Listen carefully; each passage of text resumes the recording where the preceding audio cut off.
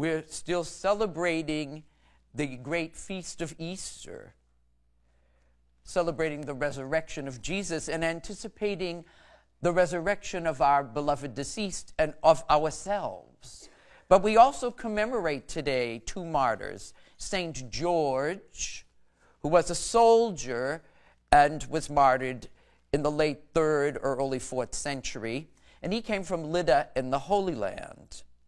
And he's a patron of battling evil, something very needed today as we are living in an age of probably greater martyrdom than that of St. George, with the evils of ISIS and Boko Haram and other groups massacring Christians and other people.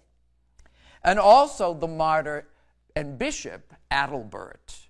Adalbert was Bishop of Prague, became Bishop of Prague at a very young age, and had a lot of problems there. He was forced out twice because he corrected politicians.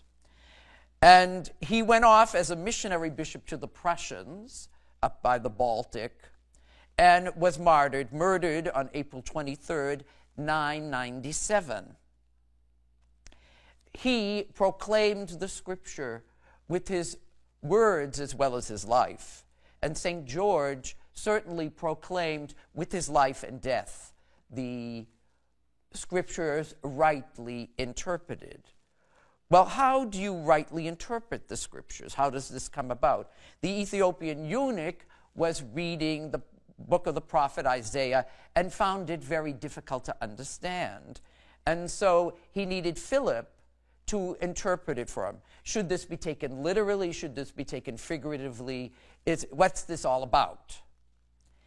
And so the church tells us, rightly so, that if you just pick up the Bible, you can sort of make it say anything you want. I might interpret it one way, you another, and we can get 50,000 different interpretations from the same line.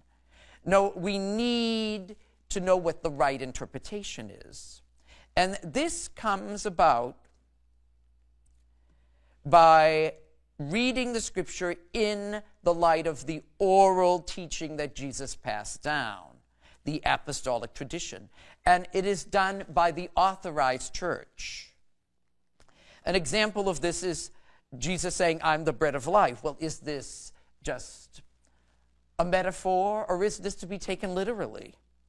My flesh is real food. Is this a metaphor, or is this to be taken literally?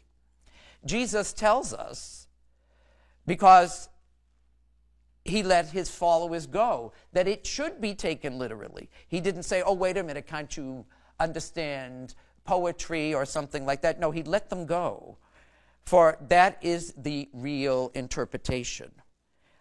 The interpretation that the Eucharist is actually Jesus truly present, body, blood, soul, and divinity. And that is the teaching of the faith about the Eucharist from the beginning.